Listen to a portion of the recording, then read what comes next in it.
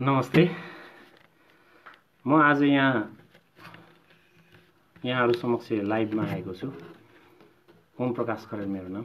म सचेत नेपाली अभियान यो अभियानलाई हामी सक्सेसफुली लगिरहेका छौं अहिलेसम्म र यो अभियानको एकजना सदस्य हुँ। विशेष गरी म आज यहाँ लाइभमा आउनुपर्ने प्रमुख कारण के हो भने हाम्रो यो 27 गते शनिबारको दिन म सचेत नेपाली अभियानले माइतीघर मण्डलामा एउटा बृहत प्रदर्शनी गरिरहेको छ र यो प्रदर्शनीमा सबैजनाको सक्रिय सहभागिता होस् भन्ने उद्देश्यले पनि म यहाँ आज लाइभमा आइरहेको छु।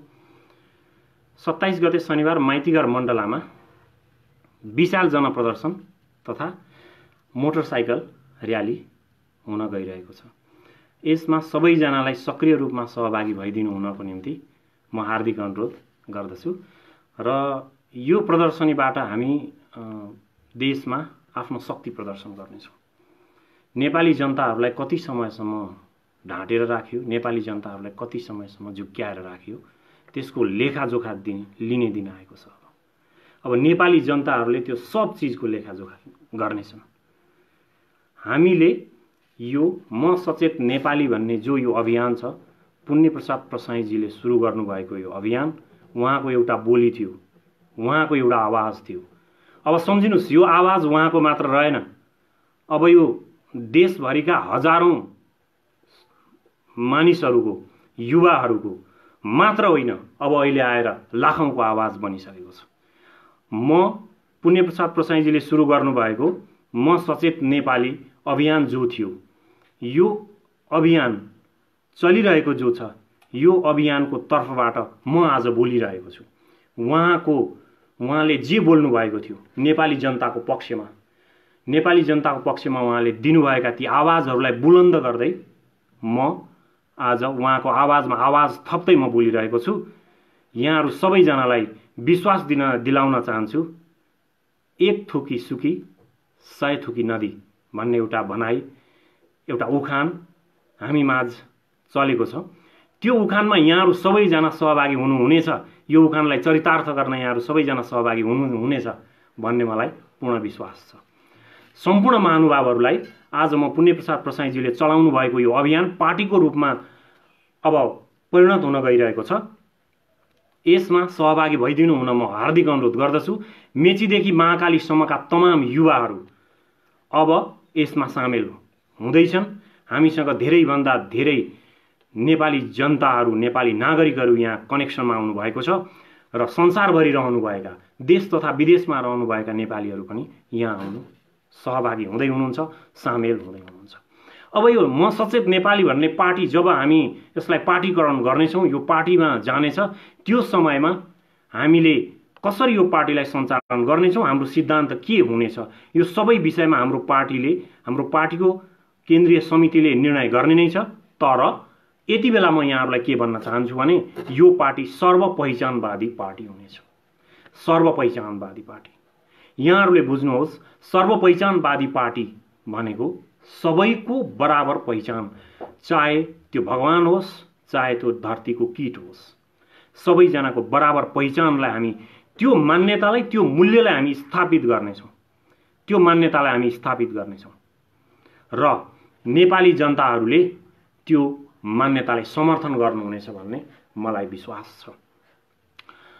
हाम्रा बाबुबाजेहरूले कुनै बेला क्रान्ति गरे, हाम्रा बाजेहरूले क्रान्ति गरे। 7 सालको राणा विरुद्ध क्रान्ति गरे उनीहरूले।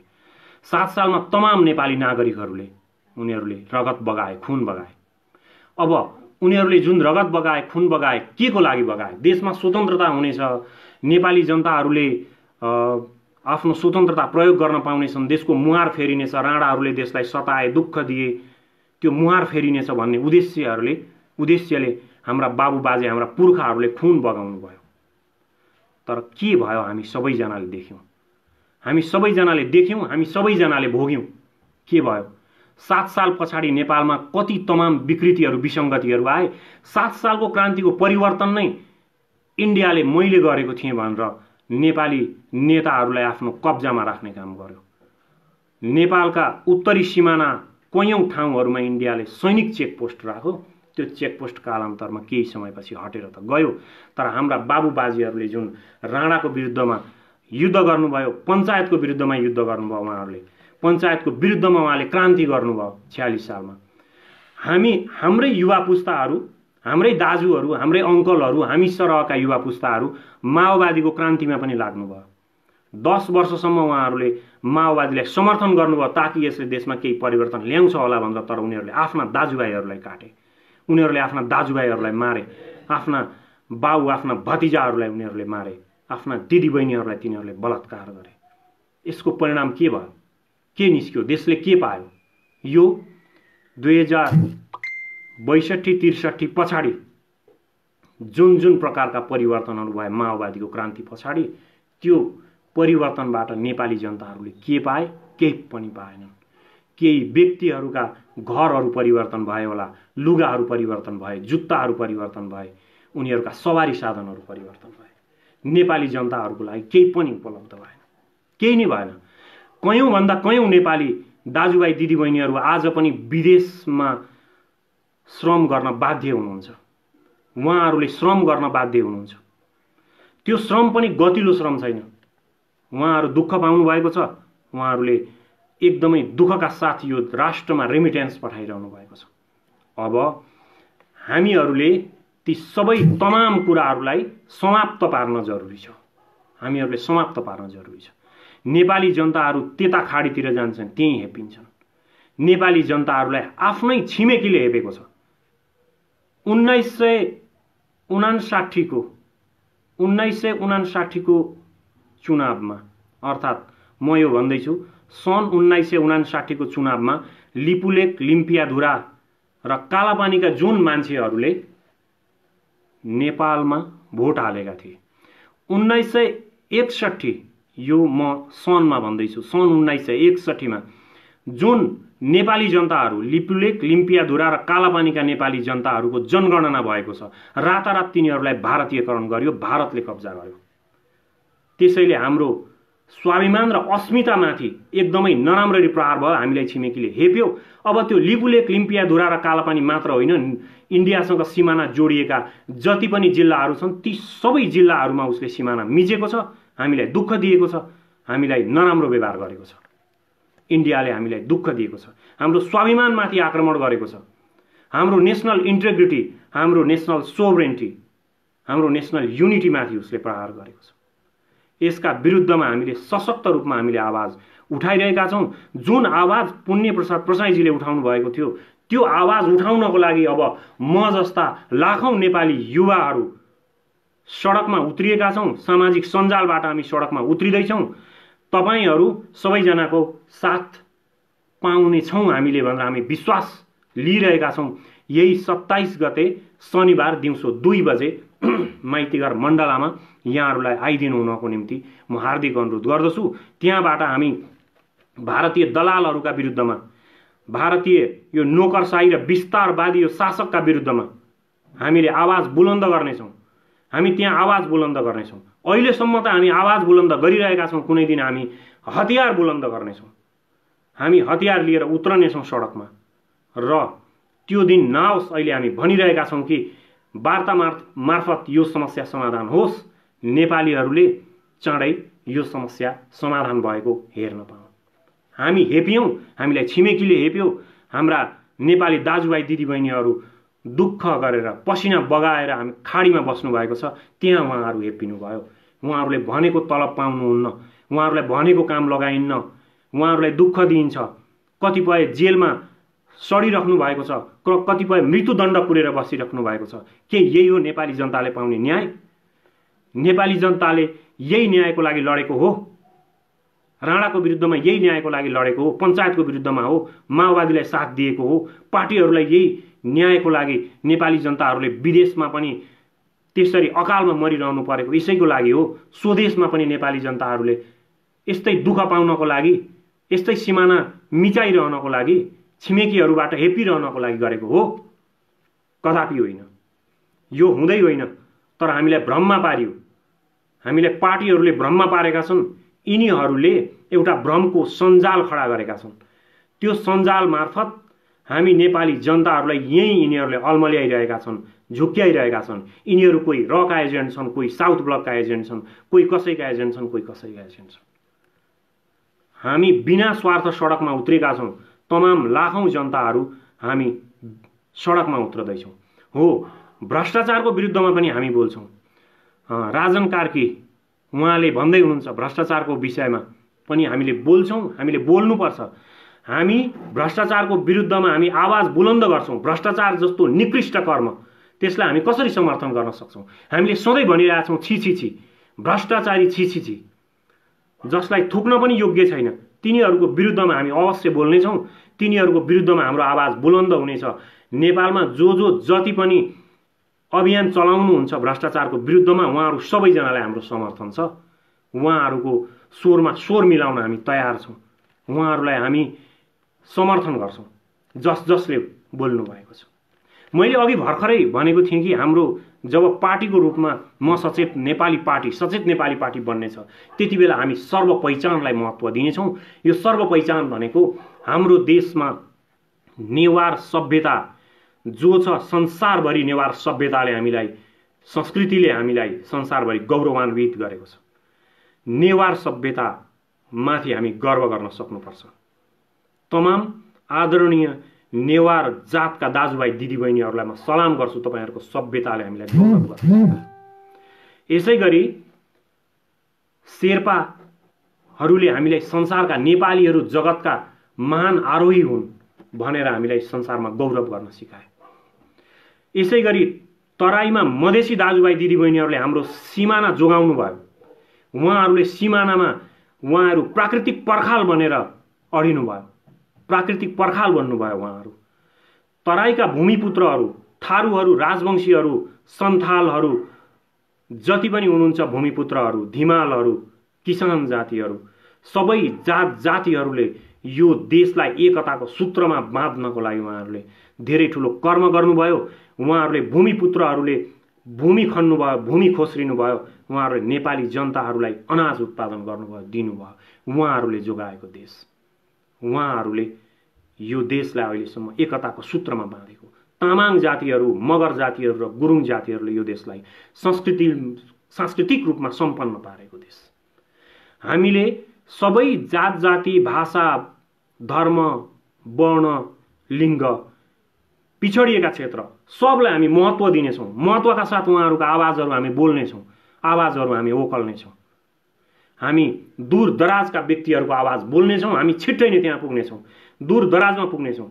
हामी कुना कन्दरासम्म पुग्नेछौँ र सचेत नेपाली पार्टीमा संलग्न हुनको लागि हामी आह्वान गर्दै सबैजनाको आवाजलाई बुलन्द गर्दै यो देशलाई एकताको सूत्रमा बाँध्नको लागि हामी अघि बढ्नेछौँ, एकत्रित गराउनेछौँ। हामी जुन कुरा आजसम्म कसैले पनि गरेको छैन त्यो हामी गरेर देखाउनेछौँ। हामीसँग त्यो विश्वास छ। हामीसँग अहिले 18-20 वर्षदेखिका युवाहरू यहाँ सामेल भइराख्नु भएको छ। यहाँहरूले देख्नुहुनेछ अर्को दिन फेरि अरू कोही व्यक्तिलाई लाइभको निम्ति म अनुरोध गर्दैछु। हाम्रो एकजना केही अभियन्ताहरू हुनुहुन्छ, उहाँहरू आफ्नो आवाज बुलन्द पार्नको लागि यहाँ आउनुहुनेछ। यति बेला यहाँहरूलाई म एउटा कुरा भन्न चाहन्छु, यति बेला सत्ताको लागि लड्ने बेला हो। यो कोरोनाले देश कहाँ कस्तो अवस्थामा पुर्याएको छ। भर्खरै केही टेलिभिजनमा प्रोग्रामहरू मैले हेरिरहेको थिएँ, त्यहाँ रिक्सा चलाउने दाजुभाइहरू धरधरी आँसु खसाली खसाली यहाँ रोइराख्नु भएको छ। यस्तो बेला सत्ताको लागि सङ्घर्ष गर्ने टाइम हो। यो सत्ताको लागि लुछाचुडी गर्ने टाइम हो। एउटा हड्डी फालिदिएपछि कुकुरले त्यही झगडा गर्छ नि, त्यही गर्ने टाइम हो। यो 2/3 ल्याएको समय यही गर्नको लागि हो। यो 2/3 जनताहरूले दिएको। हामी सबैजनाले सचेत भएर बुझ्नु छ, यहाँ एकदमै ठुलो षड्यन्त्र छ। षड्यन्त्रले गर्दाखेरि यो देश बर्बाद भइरहेछ। कोही उत्तरतिर, कोही दक्षिणतिर, कोही कतातिर, कोही कतातिर। नेपालतिर को?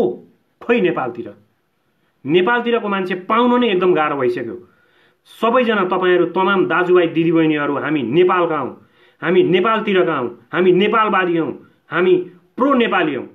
हामी कसैको विरुद्धमा जाँदैनौँ, तर हामी नेपालको लागि ज्यान दिन तयार छौँ। हामी जे पनि गर्छौँ। हाम्रो भूमि अवश्य फिर्ता आउनेछ, त्यो अवश्य हामी ल्याएर नै छाड्नेछौँ। साथसाथै हाम्रो देशका जति पनि तमाम विकृति विसङ्गतिहरू छन् ती सब हामी हटाउनेछौँ। हाम्रो देशलाई सर्व पहिचान युक्त देश हामी बनाउनेछौँ। सर्वपहिचानयुक्त देश हुनेछ। भ्रष्टाचारको हामी विरोध गर्नेछौँ, हामी तमाम कुराहरूको विरोध गर्नेछौँ र हामी यो देशमा मैले अघि भने जस्तै यो देशमा पुण्यजीले जुन आवाज बोल्नुभयो त्यो आवाजलाई सार्थक रूपमा अघि बढाउनको लागि अब लाखौं आवाजहरू एकत्रित हुने बेला भएको छ, भइसकेको छ। अब त्यो लाखबाट हामी करोडमा पुग्नेछौँ। यहाँहरू हेर्नुहुनेछ केही समय पछाडि नै हाम्रा 77 जिल्लामा हाम्रो देशका सञ्जालहरू हामी फैलाउनेछौँ र यो सञ्जाल नेपाल आमाको रक्षाको लागि हुनेछ, नेपाल आमाको लागि हुनेछ। हामी नेपाल आमाको रक्षा गर्नको लागि हामी जे पनि गर्न तयार छौँ र सबैभन्दा महत्त्वपूर्ण कुरा हाम्रो स्वाभिमानमाथि प्रहार भएको छ।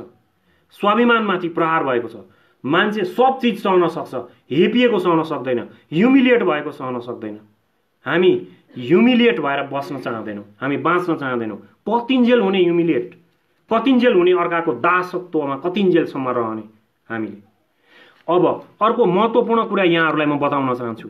हामी एमसीसी लगायत कुनै पनि सहयोग लिँदैनौँ। हामीलाई चाहिँदैन विदेशी अनुदान। We reject foreign aid. We don't want foreign aid. We don't accept foreign aid. हामीलाई चाहिँदैन। विदेशका कुनै पनि हामीलाई चाहिनेवाला छैन। कुनै पनि प्रकारका उनीहरूले दिने सुविधाहरू, उनीहरूले दिने अनुदानहरू केही पनि हामीलाई चाहिँदैन। अब यसो भनिरहँदा यहाँहरूलाई लाग्दो हो कि यो चाहिँदैन भने कसरी चाहिँ देश चल्छ? अहिलेसम्म त अर्बौं रुपियाँ त विदेशबाट आएको छ। यहाँहरूलाई एउटा इम्पोर्टेन्टली म एउटा जानकारी दिन चाहन्छु। अहिले यति बेला करेन्टली हाम्रो देशमा हामी 25 अर्बको चामल आयात गर्छौँ। 25 अर्ब, 25 अर्बको हामी चामल आयात गर्छौँ। यहाँहरूलाई अर्को डाटा दिन्छु, 35 अर्बको तरकारी आयात गर्छौँ। 35 अर्बको तरकारी प्रति वर्ष। यहाँहरूलाई अर्को डाटा दिन्छु म, 20 अर्बको फलफुल आयात गर्छौँ हामी। फलफुल जन्य विभिन्न फलफुलहरू, सिजनल फलफुलहरू, नन सिजनल फलफुलहरू हामी त्यो आयात गरिरहेछौँ। नेपालमा हामी आयात गरिरहेछौँ। 5 अर्बको त हामी प्याज मात्रै खान्छौँ प्रति वर्ष। यो एकदम एक्चुअल डाटा यहाँहरूलाई म सुनाइरहेको छु। मसला जन्य पदार्थ 10 अर्बको हामी आयात गर्छौँ। मासु भनेको खसी र राँगा। हाम्रो देशमा, हाम्रो देश कुखुरामा आत्मनिर्भर छ, तर खसी र राँगाको मासु हामी प्रति वर्ष 15 अर्बको आयात गर्छौँ। यो सबै चिज के हो? कृषिसँग सम्बन्धित होइन र? यहाँहरू सबैजनालाई थाहा छ यो सबै चिज कृषिसँग सम्बन्धित चिज हो। यो कृषि गर्न हामी सक्दैनौँ। हाम्रो देश कृषि प्रधान देश। हामीले बच्चाको टाइमदेखि हामीले पढ्दै आएको, हामी कृषि प्रधान देशका मान्छेहरू हौँ। यो देशमा उर्वर भूमि छ, उर्वर जग्गा छ। यो देशमा नदी नालाहरू बहन्छन्। 6000 भन्दा ज्यादा नदी नालाहरू हाम्रा हिमालबाट बहन्छन्। त्यसलाई हामी सिँचाइमा प्रयोग गर्न सक्छौँ। ती नदी नालाहरूलाई हामी सिँचाइको लागि प्रयोग गर्न सक्छौँ। अब यति गर्यौँ भने अहिले मैले 25 अर्ब, 35 अर्ब, 25 अर्ब, 20 अर्ब, 5 अर्ब, तपाईँ आँकडा राख्नुहोस् त। 200 अर्ब ज्यादाको त कृषि जन्य पदार्थहरू हामी इम्पोर्ट गरिरहेछौँ। त्यो चिज हामीले यही उत्पादन, जो खाडीमा जानुभएको छ दाजुभाइ दिदीबहिनीहरू, उहाँहरूलाई सहुलियत दरमा अनुदान दिएर यही यो चिज उत्पादन गर्यौँ भने हामीलाई के विदेशी ऋण चाहिन्छ? तपाईँहरू भन्नुहोस्। विदेशी ऋण चाहिँदैन। हामीलाई कुनै पनि सहयोग चाहिँदैन। हामीलाई एमसीसी चाहिँदैन। हामीलाई कुनै विदेशी ऋण चाहिँदैन। We reject foreign aid. हामीलाई चाहिँदैन। जीटीजेडका अफिसहरू जानुपर्छ। युएसएड एआइडीका अफिसहरू जाओस्, आफ्नो देश फर्केर जाओस्। जापानिज एडका अफिसहरू आफ्नो देश फर्केर जाओस्। हामीलाई चाहिँदैन तिनीहरूका एड। हामीले कृषिमा मात्रै आत्मनिर्भर हुन सक्यौँ भने हाम्रो देशलाई हामी आत्मनिर्भर बनाउँछौँ धेरै थोकमा।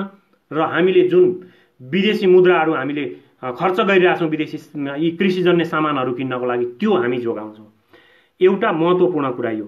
अर्को त मैले बताएकै छैन, यहाँ हामीसँग धेरैभन्दा धेरै विद्युत उत्पादन गर्न सक्ने हामीसँग क्षमता छ। त्यो उत्पादित विद्युतलाई, त्यो हामीले विद्युत उत्पादन गरेर धेरैभन्दा धेरै उद्योगहरू हामी खडा गर्न सक्छौँ। ती उद्योगहरू कृषिमा आधारित उद्योगहरू हुनेछन्। कृषिमा आधारित उद्योग, agriculture based industries, agro based industries can be established in the country. हामी देशभित्र कृषि आधारित उद्योगहरू स्थापना गर्न सक्छौँ। त्यहाँ लाखौं नेपाली दाजुभाइलाई हामी रोजगार दिन सक्छौँ। कृषि जन्य उत्पादन गरेर त्यहाँ लाखौं नेपाली दाजुभाइ दिदीबहिनीहरूलाई त्यहाँ लगेर हामीले उहाँहरूलाई रोजगारी दिन सक्छौँ, आत्मनिर्भर बनाउन सक्छौँ। यति काम हामीले गर्यौँ भने हामीलाई फरेन एड चाहिँदैन। चाहिँदैन हामीलाई। विद्युत हामीले उत्पादन गर्यौँ भने विदेशी गाडीको आयातमा हामी कन्ट्रोल गर्नेछौँ। विदेशी गाडीको आयात हामी पेट्रोल र डिजेलबाट चल्ने गाडीहरूलाई हामी रोक्नेछौँ। त्यस्ता गाडीहरू हामीलाई चाहिने छैनन्। हामी बिजुलीबाट चल्ने गाडीहरूलाई हामी यहाँ प्राथमिकतामा राख्नेछौँ। अब यी सबै चिज पेट्रोल र डिजेल अनि ग्यासहरू हामी कतिको इम्पोर्ट गर्छौँ, आयात गर्छौँ, यहाँहरूलाई आँकडा बताउँछु।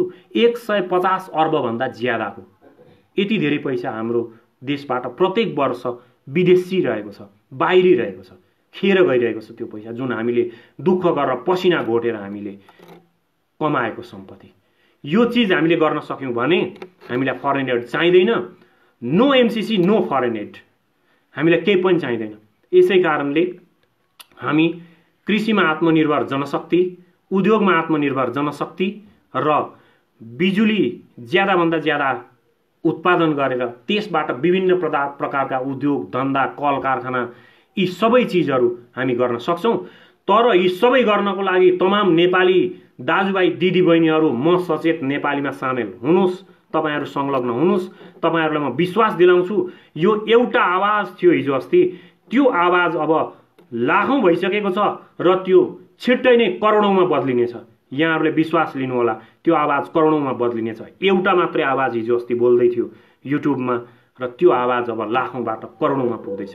यहाँहरू विश्वास गर्नुहोस्, हामीलाई विश्वास गर्नुहोस्। तपाईहरू 27 गते शनिबार मैतीघर मण्डलामा आउनुहोस्। हामी बृहत जनप्रदर्शन र शक्ति प्रदर्शन हामी गर्नेछौँ। यो सबै चिजबाट हामी यो देशका शासकहरूलाई हामी चेतावनी दिनेछौँ कि तिमीहरूले नेपाली जनताको हितमा काम गर्नुपर्छ। तिमीहरूले गुमेको भूभाग फिर्ता ल्याउनुपर्छ बोल्ने मात्रै होइन। र यसै सन्दर्भमा म यहाँहरूलाई एउटा महत्त्वपूर्ण कुरा बताउन चाहन्छु। त्यो के भने जुन हाम्रो नक्सा थिएन पहिला, लिपुलेक लिम्पियाधुरा र कालापानी भूमि, जुन भूमि हाम्रो थियो त्यो नक्सामा सामेल गरिएको थिएन। त्यो अहिलेको सरकारले सामेल गरेकोमा उहाँलाई हामी स्यालुट पनि गर्दछौँ। कसैले भन्छन् नक्सामा सामेल गर्दैमा केही हुन्छ? सर्वप्रथम त नक्सामा हुनु पर्यो नि, मेरो जग्गा हुनु, पहिला धनी पूर्जा हुनु परेन? सबभन्दा पहिला त नक्सा हुनु पर्यो। त्यो एउटा महत्त्वपूर्ण कदम हो। हामीलाई अगाडि बढ्नको लागि यो एउटा एकदमै महत्त्वपूर्ण कदम उहाँले चाल्नु भएको छ। उहाँलाई यसको लागि धेरै धेरै धन्यवाद। अहिलेको सरकारलाई म यो सन्दर्भमा धेरै धेरै धन्यवाद दिन चाहन्छु। कोरोनाको सन्दर्भमा होइन, त्यो सन्दर्भमा उहाँहरूले ज्याजती गर्नुभएको छ, त्यो सन्दर्भमा उहाँहरूले खराबी गर्नु भएकै छ, उहाँहरूले भ्रष्टाचार जन्य क्रियाकलापहरू गर्नु भएकै छ। त्यसको हामी कडा रूपमा निन्दा गर्दछौँ, कडा रूपमा हामी विरोध गर्दछौँ। हामीले गर्नै पर्छ विरोध। सम्पूर्ण नेपाली दाजुभाइ दिदीबहिनीहरूलाई फेरि पनि म यहाँहरूलाई आह्वान गर्दछु कि 27 गते शनिबार यहाँहरू माइतीघर मण्डलामा उपस्थित होइदिनुहोस्। जो काठमाडौँ उपत्यकाको नजिकमा हुनुहुन्छ उहाँहरू सबैजनालाई म यो अनुरोध गर्दछु। अब यहाँहरूका केही जिज्ञासाहरू यदि यहाँहरू राख्न चाहनुहुन्छ भने यहाँहरू पोस्ट गर्नुहोस्। म यति बेला यो हाम्रो लाइभ कार्यक्रममै यी जिज्ञासाहरूलाई पनि म मेटाउने प्रयास गर्नेछु। हाम्रो पार्टीका भावी रणनीतिहरू पनि यहाँहरूलाई मैले केही न केही त बताएँ। हाम्रा साथीहरू हुनुहुन्छ, हाम्रा अग्रजहरू हुनुहुन्छ, हाम्रा समकालीनहरू हुनुहुन्छ, सबैजनाहरू हामी मिलेर त्यो पार्टीको राजनीतिक दस्तावेजलाई हामी तयार गर्दैछौँ। हाम्रा नीतिहरू हामी तयार गर्दैछौँ। यहाँहरूले धेरै पटक सोच्नुहोस्, विश्वास गर्नुहोस्। म यहाँहरूलाई फेरि पनि आह्वान गर्दछु, धेरै पटक सोच्नुहोस्, विश्वास गर्नुहोस्। तपाईहरूलाई विश्वास योग्य काम हामी गरेर देखाउनेछौँ। यो देशको मुहार फेर्नु छ। हाम्रा बाबुबाजेहरूले विकास हामी देख्न पाऊँ भनेर उहाँहरूले क्रान्ति गर्नुभयो, तर उहाँहरूले केही देख्न पाउनु भएन। अब हामी पनि विकास देख्न पाऊँ भनिरहेछौँ, हामी त्यसको लागि सडकमा उत्रिरहेछौँ, हामी बोलिरहेछौँ कि हामी त्यो विकास नपाइकन हामी चाहिँ नि मर्ने? अवश्य हुँदैन। हाम्रो जुनीमा, हाम्रो कालमा त्यो विकास हुनुपर्छ। हाम्रा आगामी सन्तान, हाम्रा छोरीहरू, हाम्रा छोराहरूले त्यो विकासको मूलमा उहाँहरूले चाहिँ नि रमाइलो गर्न पाउनुपर्छ। उहाँहरूले सुखी जिन्दगी उहाँहरूले बाँच्न पाउनुपर्छ। र यहाँ केही मित्रहरूले म सपोर्ट गर्छु भनेर उहाँहरूले भन्नुभएको छ। उहाँहरूलाई धेरै धेरै धन्यवाद। उहाँहरूले हामीलाई सपोर्ट गर्दै हुनुहुन्छ। र केही साथीले यहाँ ग्रेट लेख्नु भएको छ। उहाँहरू सबैजनालाई धेरै धेरै धन्यवाद। हाम्रो आवाजमा तपाईँहरूले आवाज मिलाउनुहोस्। तपाईँहरू नेपाली जनताको कुनै पनि इच्छा, आकाङ्क्षा र चाहनालाई हामी खेर जान दिने छैनौँ। यो नेपाल रहिरहनेछ सधैँ सधैँको लागि। हामी यसलाई जोगाइराख्नको लागि हामी यो देशमा जे पनि गर्न तयार छौँ, ज्यान पनि दिन तयार छौँ। त्यसै कारणले सम्पूर्ण दाजुभाइ दिदीबहिनी तथा आमा बुवा सबैजनाहरूमा मेरो एकदमै विनम्र अनुरोध छ, सबैजना यो आउने 27 गते शनिबार काठमाडौँ उपत्यकामा हुनेहरू यहाँ आइदिनुहोस्, हाम्रो शक्ति प्रदर्शनमा सामेल भइदिनुहोस्, हामीलाई उत्साह प्रदान गरिदिनुहोस्। जन्मन लागेको पार्टी, यो जन्मन लागेको पार्टीलाई तपाईँहरूको समर्थनको खाँचो छ, तपाईँहरूले समर्थन गर्नुहोस्। मैले अहिले भर्खरै भनेका केही जुन नीतिहरू छन् ती नीति हामी कार्यान्वयन गरेर देखाउनेछौँ। यो देशलाई यही हामी स्वर्ग समान सुन्दर बनाउनेछौँ र तपाईँहरूको साथ र समर्थन हामीलाई एकदमै चाहिनेछ, तर तपाईँहरूले विश्वास गर्नुपर्छ। यहाँहरूलाई यति भन्दै म आज यहाँहरूबाट साँझको फेसबुक लाइभबाट म बिदा हुन चाहन्छु। नमस्ते, धन्यवाद।